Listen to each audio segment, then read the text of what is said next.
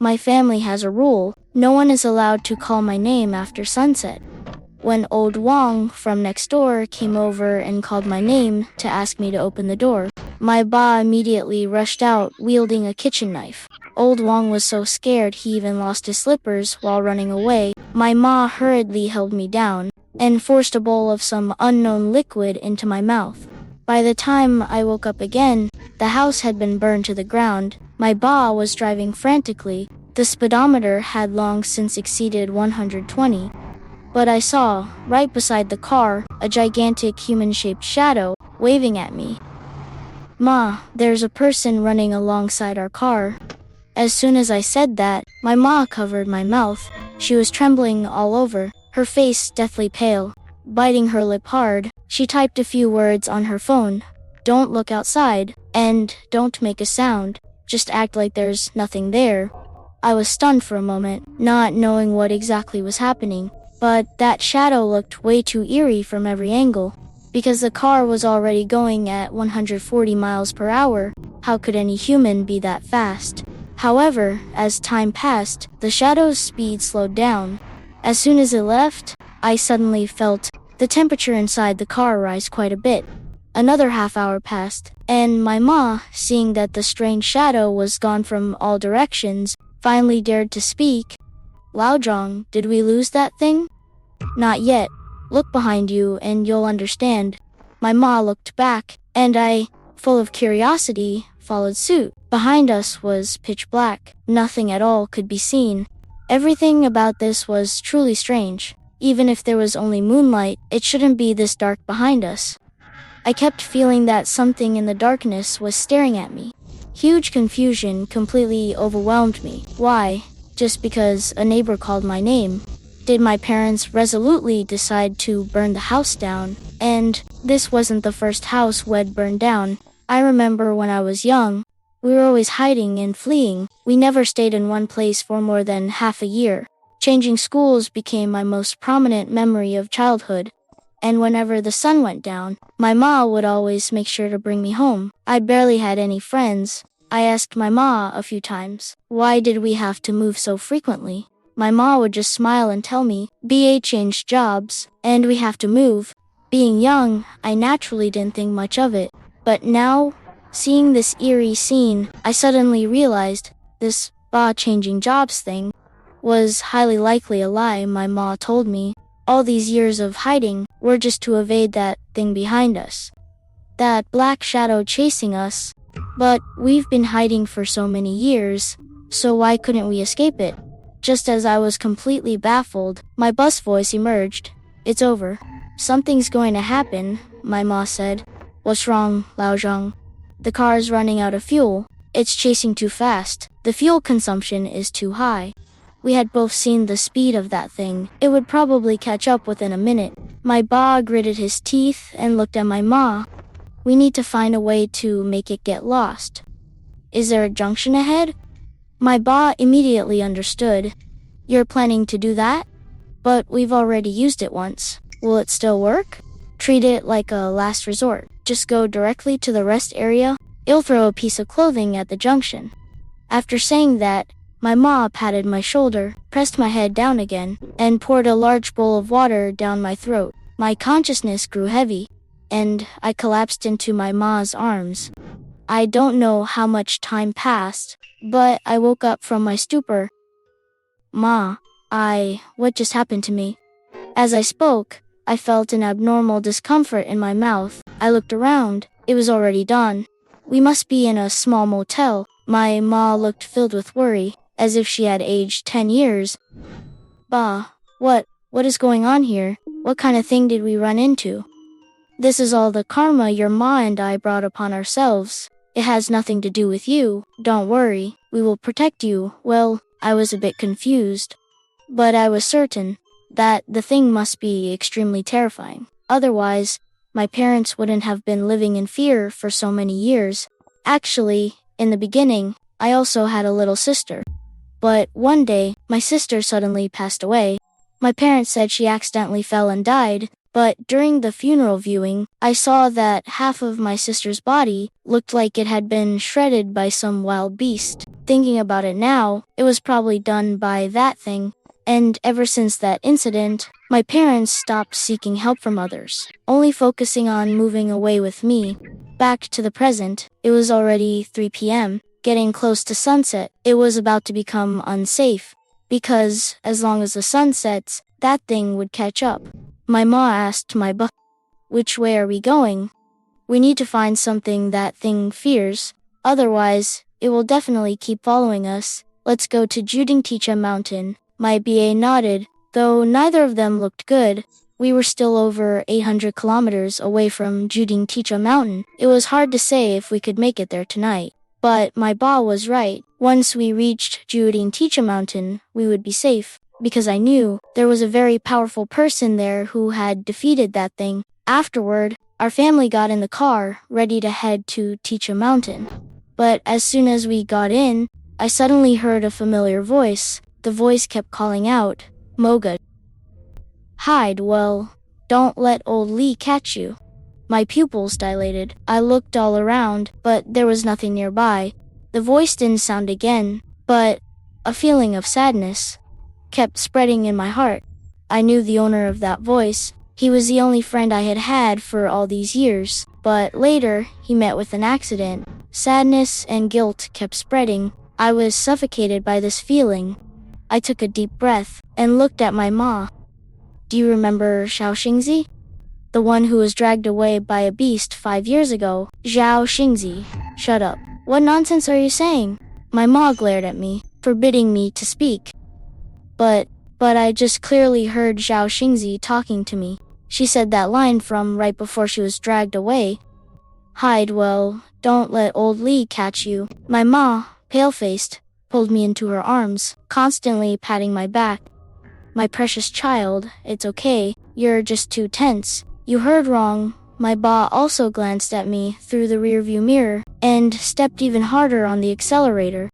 I fell into a drowsy sleep in my ma's arms. In my dream, I saw it again. The scene I experienced with Xiao Xingzi back then.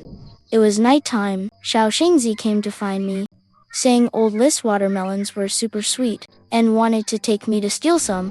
Seeing my ma busy with chores and my BA hadn't returned yet, I gladly agreed. The two of us happily ran to the watermelon field. 2 7 or 8-year-old kids, not very tall, crouching low, slowly squeezing inside. After walking for a bit, we arrived behind the old list melon shed. The melons here were the sweetest, and it wasn't easy for old Lee to spot us.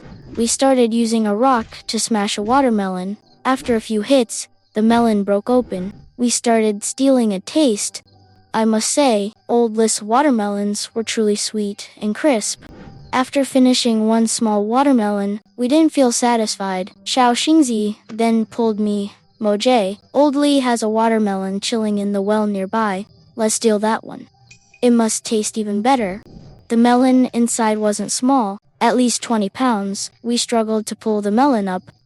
Just as we were about to open it, we didn't notice the water bucket nearby. The bucket fell straight back into the well, making a splash. Old Lee, who had been dozing off, was startled awake. He shouted from the shed, "Which little brats are those, daring to steal even your grandpa's melons?" Saying this, old Lee ran toward us. I immediately hid in a haystack nearby. Xiao Xingxi also wanted to hide, but old Lee had already seen her. With no other choice, Xiao Xingxi said to me, "Mo Gay, hide well, don't let old Lee catch you." I nodded. Xiao Xingxi started running away. Old Lee chased for a couple of steps, but couldn't catch her. He cursed and grumbled as he turned back. But after walking a few steps, I heard old Lee curse again, "You little brat. You dare come back." Immediately after, I heard old Lee let out a scream. Something must have happened. I hurried out of the haystack.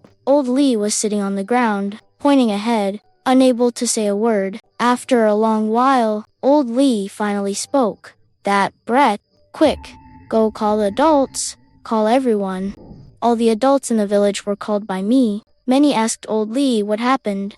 Old Lee trembling, said he saw a shadow, and it had snatched Xiao Xingzi away. Everyone walked in that direction, and saw a large pool of blood on the ground, as if some wild beast had mauled Xiao Xingzi. Xiao Xingzi's mother was so terrified she fainted. The people in the village were also whispering, what kind of thing could have snatched Xiao Xingzi?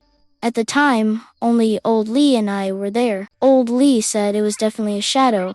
I was too young to know how to answer. The village's old hunter thought for a while and told everyone to grab torches and head into the mountain to find her. I hid behind the crowd as they marched into the mountain, but none of us expected to see an unforgettable scene in the mountains. Along the way, there were drops of blood. The villagers were all guessing. Could it be a bear or something? Could it be a human shadow? Bears stand up to lure people over. The old hunter directly dismissed that. Bears usually eat their prey on the spot. They wouldn't drag them this far. They are too heavy. Dragging things takes too much energy. Others were also guessing, like a big macaque or an old monster, some far-fetched theories. After walking for a while, everyone suddenly discovered a large amount of blood. It seemed that the thing had attacked there, causing Xiao Xingzi to bleed profusely. Seeing this blood, the old hunter gave a warning. Xiao Xingzi's mother, don't hold on to hope. With this much blood loss, Xiao Xingzi is likely gone. Xiao Xingzi's mother wailed, but the villagers stopped her. This is the deep forest. All sorts of things are out here. If your crying lures in a brown bear or in a more tiger, then we're finished. After walking for another stretch, everyone finally discovered Xiao Xingzi in a cave. She was covered in gore and had long since stopped breathing. The old hunter sighed and beckoned everyone to carry Xiao Xingzi's body down the mountain. As for what the thing on the mountain was, the old hunter only said, this is not something we can deal with. What's dead is dead. I had just walked down the mountain. My ba and ma suddenly appeared. Their expressions were grim. Ignoring everyone's stares, ba and ma pulled me along and quickly left the crowd. Then they set fire to our old house and burned it down. They drove the car and took me away from our hometown. Only later did I find out, before leaving the village, ba and ma secretly gave Xiao Xingzi's mother a sum of money. They seemed to have said at the time that Xiao Xingzi died in my place. When the dream reached this point, I slowly woke up from my slumber. It was already midnight. It was pitch black outside, but the moonlight could still illuminate the road. Seeing that I was awake, Ba said, just sit properly. Don't think too much. Everything will be fine once we reach Judingticha Mountain. After that, everyone fell into silence. After the atmosphere remained oppressive for half an hour, Ba suddenly became tense and yelled, get lost. Get lost right now. He flew into a rage instantly, constantly cursing at something. Cold sweat kept pouring down his forehead. He gritted his teeth and told me, if something happens to Ma and me later, it'll slow down as much as possible. You two get ready to take over. Ba released an accelerator. He tried to step on the brake, but in the spot where the brake was, it seemed like that thing was blocking Ba's foot. No matter how hard Ba pressed, he couldn't push it down. I looked outside. Suddenly, I also felt that something was wrong. The moonlight was indeed still there, but the cars behind us looked very blurry and ethereal. Bah, those cars behind us might not be cars, but something else entirely. Ba nodded. His expression became even more terrified. He immediately instructed Ma to use a lighter to burn some paper. Throwing them toward those things behind us, they seemed to be very afraid of fire. Finally, they briefly vanished. Seeing this, Ba immediately said, Lao Zhang's wife, you take over. Switch with me. What's wrong? That thing has probably targeted me. I can't see anything right now. Everything in front of my eyes is black. Ba immediately pulled over to the emergency lane. I helped Ba out of the car, and he moved to the back seat. Ma sat in the driver's seat, preparing to drive away, but we hadn't gone very far when I saw on a nearby hilltop, the black shadow had appeared, looking massive. Judging by the proportions, the black shadow was at least 4 or 5 meters tall. It looked like some kind of wild beast. But how could an ordinary wild beast be that tall? I immediately patted Ba. Hayes caught up. Hayes right there on the hilltop, Ba commanded us with a trembling voice. We can't outrun it. Go to the service area, quick. Take advantage of the crowd at the service area. Let's pick up some of other people's scent. That way we might be able to escape. The car stopped at the service area. It was now the middle of the night. Many truck drivers were resting here. When we got out of the car, the small restaurant in the service area was brightly lit. Several truck drivers were eating and boasting. Seeing us come in, they even greeted us warmly. Hey buddy, traveling with the whole family in the middle of the night. Come, join us for a bite. Boss smiled and greeted them. He took a pack of cigarettes from his pocket and tossed it over. Have some, brothers. It's not any high-end tobacco. Just this. Seeing how friendly Ba was, one of the older drivers grabbed a chicken leg. He walked over and stuffed it into my hand. Here, try some authentic Gubongsi roasted chicken. I took a bite. It tasted really good. We ordered 4 more dishes. Eating and chatting with the drivers, Ba and Ma's eyes were full of guilt, using their human aura to hide from that thing. It was unethical, but there was no choice to stay alive. When that thing realizes it's not the person it's looking for, it would probably leave. At most, it would just give the drivers a bit of a scare. Having finished the meal, and having picked up enough of the human aura, Ba pulled Ma and me outside. Ba and I went to the restroom. But when we came out, we found that Ma was gone. Ba and I searched all around, but we couldn't see Ma anywhere. Suddenly, the engine of a nearby truck roared to life. Ba and I quickly looked over. Ma was lying flat under the truck, right in the truck driver's blind spot. Ba and I were terrified. I rushed to the front to stop the truck driver. Ba rushed to the side, trying to pull Ma out from under there. Ma's eyes were staring blankly at the bottom of the truck. She kept muttering under her breath.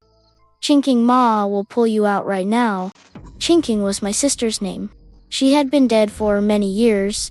Ma had been bewitched by that thing. Ba kept pulling Ma outward. Ma's hands kept reaching forward, groping the air, trying to pull someone out. I kept trying to stop her. Ma Chinking died a long time ago. Wake up quickly. Ma's eyes were She kept roaring. Chinking isn't dead. How could Chinking be dead? She is my daughter. She won't die. The truck drivers nearby all came out too, seeing Ma looking like she was possessed. Everyone helped pull her out from under the truck. Only then did Ma regain her senses. Ba and I hurriedly thanked them. The older driver waved his hand. It's nothing. You guys should leave quickly. Find someone to take a look at this during the day. After Ba and I thanked them, we pulled Ma into the car. The car finally moved steadily, driving toward Changbai Mountain. After driving for a while, Ba frowned and cursed. Damn it, this is strange. Why are we still in the same spot? Ma took the navigation device and looked at it. She frowned. Is there no signal in the mountains? The navigation is frozen. Ba shook his head. This is offline navigation. At this moment, we realized that at some point, the surroundings had become blurred. A thick fog had risen. The thick fog meant that we might have been caught by that thing already. So Ba sped up the car again. I saw the pitch-black darkness behind us, but the black shadow appeared on the hilltop again. It was still chasing us. Fortunately, we were driving very fast. It was getting further and further away from us. Soon, it disappeared from our rear view. I finally breathed a sigh of relief. I wanted to tell Ba that we had shaken that thing off. But as soon as I looked at B, I saw that Bus face was deathly pale. Not far in front of the car, a little girl in white was standing there. That was my sister, Chinking. Don't do it, Lao Zhong. That's our daughter Ma, screamed hysterically. Her eyes had been blinded by that thing. They were completely black. There was no white in her eyes at all. Ba gritted his teeth and roared. That's not our daughter. Chinking died a long time ago. If we stop now, Zhao Mao will die too. It seemed that last sentence moved Ma. Ma stopped speaking. She just sat slumped in the back seat. Ba floored the accelerator and drove right through. The girl in white was like a ball of dough. She smiled and turned into white ash, blown away by the wind. The sky was filled with white dust. It almost blocked our vision. Ba roared, "Keep an eye on Ma. Whatever you do, don't open the window." I didn't dare to relax for even a second, staring intently at what Ma was doing. Ma seemed possessed. She reached out, trying to pull the car door open. Ma and I struggled with each other. Her strength was enormous. She tried to strangle me with both hands. She roared while choking me. "It's you. You're the one who killed my daughter. I'm going to make you all die." I was being choked by Ma and couldn't breathe. I kept pushing her away with my hands. But Ma's strength was too great. It was completely useless. At this critical moment, our car finally burst out of the fog. Ma instantly snapped back to her senses. Seeing the scene before her, she was on the verge of a breakdown. She kept touching the choke marks on my neck. "Are you okay? Bae." "I'm fine. It's a good thing we made it out. I'm going to call that person now. You won't object this time, will you?" Ma bit her lip. She nodded, but tears still fell. BA dialed a number, chatted for a few words, then turned around and told us, "We need to pass 2 more service areas. That person will pick us up there. Once he gets in the car, maybe he can make us safer. Once we reach Changbai Mountain, we'll be completely fine." But when we arrived at the service area, as agreed, we didn't see any sign of that person. Ba called the man. The man told Ba not to search specifically, that he would appear when it was time. We were completely confused. When we got back in the car, we were shocked to find the car door open. A middle-aged man with a scruffy beard was sitting in the passenger seat. The 3 of us were stunned for a moment. Just as we were about to ask his identity, the middle-aged man spoke up. "Ready? That thing is about to arrive. If you dawdle any longer, you won't make it up the mountain." We immediately understood. This middle-aged man was the person on the phone. After the car had driven about 20 kilometers, the middle-aged man suddenly cracked the window a bit. He sniffed the air outside, then he closed the window. The middle-aged man frowned. "How did you guys end up provoking this creature?" "A mistake made years ago. I never thought that thing could really chase us for a lifetime. Normally, a wolverine is petty once it targets you. Unless it dies, otherwise, you can't escape it your whole life. Of course, it's not a problem to talk it out. It just depends on how big of a mistake you actually made." At that moment, I finally understood. What we had been hiding from our whole lives was a creature called a wolverine. But what is a wolverine? I took out my phone to look it up and realized this thing is also called a sable. The flying bear isn't very large, but it leaves no tracks on snow and can weave back and forth through the trees. In the old forests of northeast China, it's considered a rather troublesome predator, just like a honey badger. It's petty and holds grudges, and it specifically attacks the lower body. It can rip a person's intestines out from behind. So many people would rather provoke a black bear than go looking for trouble with a flying bear. And there are many wolverines in the old forests because they have long lifespans and have long-term contact with certain pollutants. They have undergone mutations, leading to the emergence of special abilities. The one my Ba and Ma offended was undoubtedly a mutated wolverine.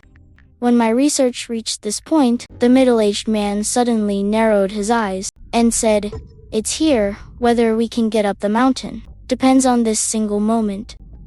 Everyone's body tensed up. I didn't know what was about to happen. Soon, a piercing, mournful howl rang out. I only felt like my head was splitting open. From the middle-aged man's mouth, strange sentences were being chanted continuously. It sounded like Manchu. I couldn't understand it at all. As the middle-aged man chanted faster and faster, our headaches became lighter and lighter. By the time the headache vanished, the car window behind me let out a sharp crack. It seemed like something had slammed into it violently. "What should we do?" My Ba looked at the middle-aged man beside him with anxiety. The middle-aged man kept his eyes closed and didn't speak. He seemed to have entered a state of deep meditation again. He was completely oblivious to our cries for help. A large, pitch-black claw, nearly the size of a door panel, struck the rear window once more. This time, the rear window shattered instantly. Ma and I sat trembling in the back seat. That giant claw had already reached inside the car. I could hear the sharp claws scraping against the car's metal body. If those claws grabbed someone, I'm afraid even their bones would be pierced through. Seeing that his wife and daughter were in danger, Ba floored the gas pedal. He managed to shake the thing off for a short distance. I stared intently outside. That huge haying flickered in and out of the thick fog. Its speed was incredibly fast, enough to overtake the car. The distance we just managed to gain was already about to be closed. In a flash, his figure could no longer be seen. Immediately after, a loud thud rang out. That thing had jumped directly onto the roof of the car. The claws were driven fiercely into the roof. The ceiling of the car was pierced through by those claws. That thing's speed was too fast. I didn't have time to react at all. Before I felt the sharp claws had already pierced into my shoulder. Blood gushed from my shoulder. Ma was so terrified that she tried desperately to push the claw away. The middle-aged man finally completed his ritual. With a loud shout from the middle-aged man, he struck out violently with his palm. I felt a gust of wind pass by me, as if thousands of soldiers and horses were roaring past. Then, a great wind began to rise from the ground. That thing was caught within the gale. Its entire body was being sliced by something, leaving wound after wound. Then I saw a He-Ying rush directly up the nearby hillside. The middle-aged man said regretfully, "Oh, what a pity. It's a shame that, after enduring for so long, it still managed to escape." At this moment, a stone monument appeared before us. Juding Ticha Shan. We had finally reached a place of complete safety. Ba and Ma finally revealed what happened back then.